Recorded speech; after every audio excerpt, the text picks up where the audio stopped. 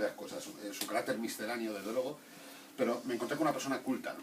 Con lo cual, claro, alguien diría, hombre, si es catedrático de la Universidad de Valencia tendrá que ser una persona culta. No necesariamente, ¿no? Es decir, la universidad, en fin, todo, como sabéis, estamos en crisis también en la universidad, ¿no? Entonces, a veces nosotros hablamos de salvajes sofisticados, ¿no? Es decir, no quiero, me gustaría poner nombres, pero imagínense, por ejemplo, cuando un rector es estadístico, pues eso casi debería estar prohibido, ¿no? Porque suele traer problemas de todo tipo, ¿no? Y también en los discursos, ¿no? Bueno, y por tanto estamos ante una persona culta, lo cual es sorprendente. Cuando luego iremos a tomar una cerveza con él y trataré de explicar cómo lo consiguió, ¿no? Porque, por ejemplo, los tres hemos estudiado la misma carrera. No sé si a los tres nos pasó lo mismo. Yo cuando dije en mi casa que iba a estudiar historia, primero lo pude decir porque mi padre se había muerto ya, había trabajado el hombre prematuramente y se murió prematuramente, y por tanto pude estudiar historia. Si mi padre hubiera vivido, con su autoridad moral, yo hubiera estudiado Derecho y tendría hoy 2 úlceras de estómago, ¿no? Pero pude estudiar historia. Desde luego en mi casa no lo celebraron, supongo que las vuestras, supongo que tampoco, ¿no? Bueno, claro, uno venía de un bachillerato, no sé qué os pasó a vosotros, justo es 3 años más joven que yo, y demasiado joven, y quizás lo vivió de otra manera ya, ¿no? Pero claro, nosotros trabajamos o estudiamos, nos formamos en un bachillerato en el que no hizo falta leer nada, solamente había que follar. De hecho, yo fui a un buen instituto, que era, por cierto, era el único que había, que era el Instituto de la Asunción, con excelentes profesores y profesoras, pero no teníamos que leer nada, no estaba entonces, no era costumbre. Entonces me acuerdo que solamente hubo un profesor en filosofía que nos hizo, vamos, que nos invitó a leer un libro, no se me olvidará, porque no pude pasar de la primera página, que era La teoría del conocimiento de Hessen, que era un libro típico libro del ser, el ente, el antes, el después y tal. Claro, con 15 años pues no es un asunto que realmente te provoque entusiasmo, ¿no? De hecho, solamente me acuerdo que si éramos 40 chiquillos, no había chiquillas todavía en las clases, no estábamos juntos, pero solamente creo que hubo un chico que consiguió leer ese libro y se murió. No hay una relación de causa y efecto, pero solamente un chico fue el que consiguió leer ese libro. Claro, habíamos estudiado cosas importantes, ¿no? Por ejemplo, yo me acuerdo que tuve un maestro que nos enseñó, él llamaba la Vuelta Ciclista, y lo cuento porque creo que es entretenido. Entonces aprendimos las provincias, ¿no? Por ejemplo, Gerona, Barcelona, Tarragona, Castellón de la Plana, Valencia, Alicante, Murcia, Almería, Granada, Málaga, Cádiz. Bueno, esto da mucha seguridad, ¿no? Tú ahora vas con el coche y sabes que después de Murcia viene Almería, Granada, Málaga, Cádiz, Sevilla, es decir, te da mucha seguridad. Mis hijos, igual que los hijos de Justo, que son más jóvenes que los míos son treintañeros, mis hijos ya no han estudiado las provincias, ¿no? Tienen Google, es verdad, ¿no? Pero han estudiado cosas también mucho más sofisticadas, ¿no? Por ejemplo, han estudiado que el adverbio es un morfema, a mí esto me gusta mucho también, el adverbio es un morfema cuyo fonema no necesita lexemas, ¿no? Yo ya no sé con qué se queda uno, ¿no? Es decir, no sé qué es más desagradable de estudiar, ¿no? Lo de las provincias le veo un poquito más de interés. Bueno, te sirve para los concursos o para si vas por ahí. Bueno. Luego llegamos a la universidad, es decir, por tanto, aprendimos a jugar al fútbol, los que aprendimos, a tocar la guitarra, intentábamos ligar con más o menos no mucho éxito. Yo creo que, por ejemplo, si me permitís que haga una broma más, lo que era inconcebible es alguien que no estudiara y que además jugara mal al fútbol, ¿no? Eso era una cosa que dice, joder, no puede ser, ¿no? Es decir, si no estudias, por lo menos tienes que tener una cierta técnica futbolística. Bueno, pues con ese bagaje, pues llega uno a la universidad. Justo llegó un par de años después, yo llegué a la Universidad de Alicante, el año 74, eso que se llamaba el tardofranquismo, porque Franco tardaba en morirse. Y, por ejemplo, yo la recuerdo ahora como una universidad marxista-leninista, ¿no? En el año 74, no había muerto Franco todavía, ¿no? Por ejemplo, me ha llamado mucho la atención cuando he leído el libro que la lectura la compartimos, claro, porque para eso somos casi contemporáneos, ¿no?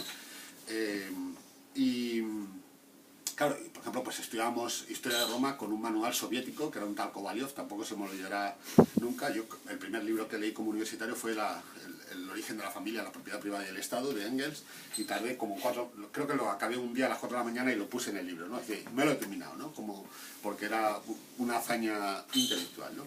Bueno, supongo que él también en Valencia, porque tampoco cambiaba mucho las cosas, era la época Alphonse Coucó, del gran Alphonse Coucó, la época también de Pedro Ruiz, uno de los ilicitanos más recomendables que nosotros hemos exportado, en este caso a la Universidad de Valencia. Bueno, pero el tema que estaba de moda era la transición del feudalismo al capitalismo, ¿verdad? Claro, uno que no sabía absolutamente nada de nada, lo de las provincias y alguna cosa más que aprendimos de memoria, y entonces estudiabas el tema que estaba entonces de moda en todas las asignaturas, que era la transición del feudalismo al capitalismo, ¿no? Claro, en aquel entonces, que vivíamos en un país pobre como ahora, hacíamos autostop. Entonces tú hacías autostop, te cogía un señor que era un buen aficionado a la historia y te preguntaba, hombre, ¿qué estudias? Historia, qué bien. ¿Y conoces a Henry Cameron? No. ¿Y conoces la polémica de Sánchez Albornoz con Américo Castro? No. ¿Y conoces...? No conocíamos nada, es decir, te producía esa especie de sazón de decir, joder, este es aficionado, yo se supone que voy para ser el profesional y me está dando sopas con onda, ¿no? Bueno, por cierto, aquellos que nos introdujeron en el marxismo, con poco éxito creo yo, en el marxismo-leninismo, luego ellos mismos se introdujeron en el Partido Popular, cosa que también tiene su gracia, ¿no? Es decir, había por ahí, por citar alguno, por ejemplo, hubo uno que acabó de conseguir, que le daba lo mismo la asignatura que tuviera que dar, es decir, ¿cómo se llamaba? Conseller... no me acuerdo, no es que no quiera decirlo, que no ha... Bueno, luego si me acuerdo le diré quién era. Such, el famoso Such, ¿no? Que acabó de conseguir. Este daba marxismo, le daba igual que la asignatura se llamara de una cosa o de otra, marxismo puro y duro. Bueno, y está bien que luego se introdujeran en el PP, ¿no? Bueno, y así sale. Quiero decir que hicimos una carrera, hicimos lo que pudimos. Sí que es verdad que a lo largo de los años, pues, hombre, lo que sí que le podemos agradecer a la universidad es pues, un cierto hábito de lectura o una cierta preocupación por ser cada día un poco menos burro, ¿no? Pero bueno, hablo de historiadores. Ya saben también que la nuestra es una tribu muy especial, por eso decía al principio que me sorprendió muchísimo la cultura vasta de Justo, que se explica muy bien en este libro, ¿no? Es decir, por ejemplo, la historia ha avanzado muchísimo en estos últimos 30 años, sin embargo no está presente en nuestra sociedad, no está presente en la memoria.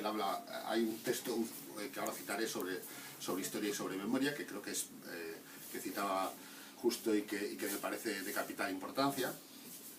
Y yo no sé, pero vamos, yo creo que la última vez que vi a un historiador en televisión fue con Balbín en La Clave. Luego no he vuelto a ver a nadie, y así también normal.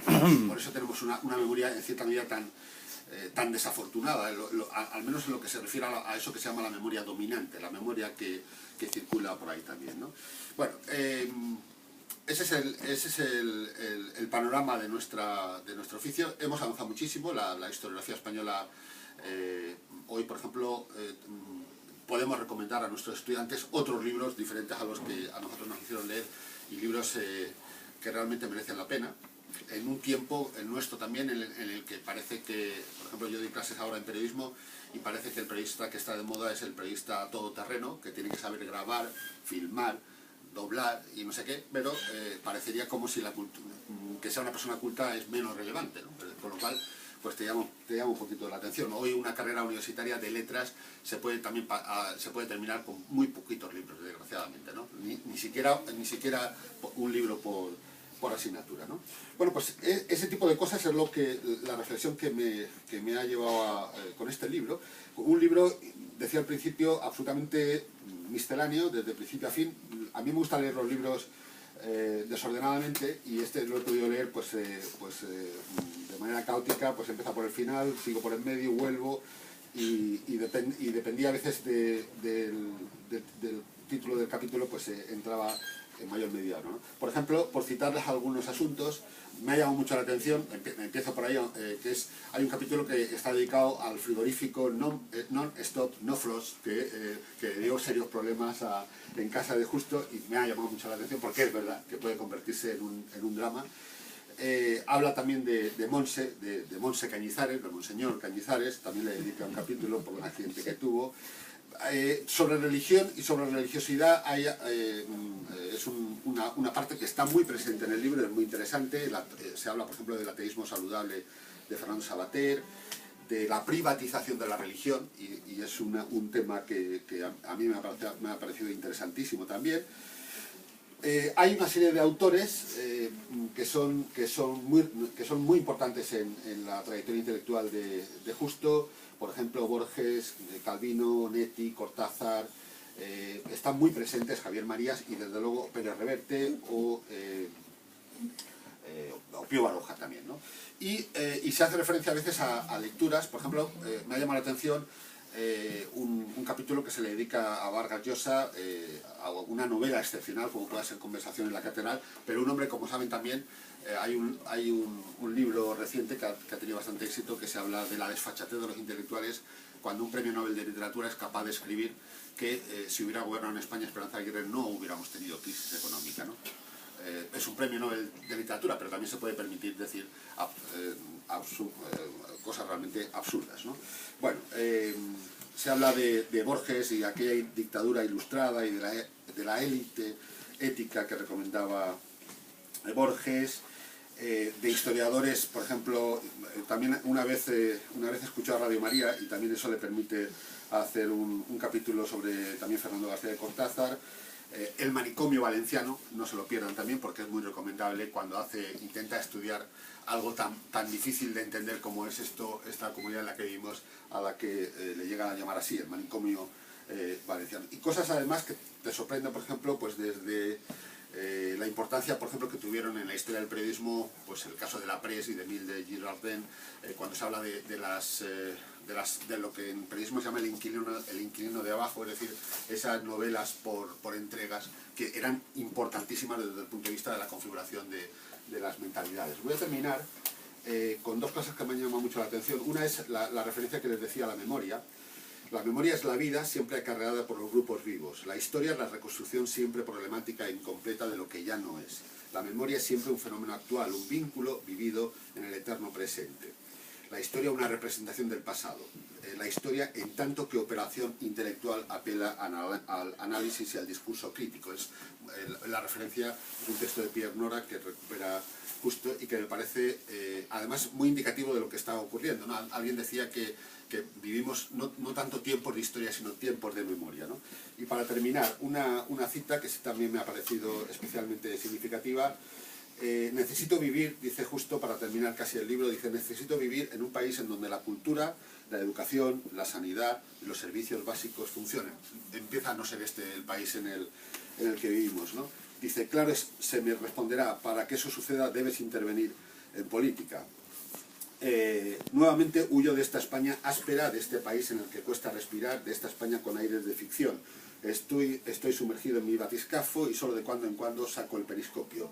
Como escribo columnas y artículos de opinión, no tengo más remedio y ahí me encontrarán justo momentos antes de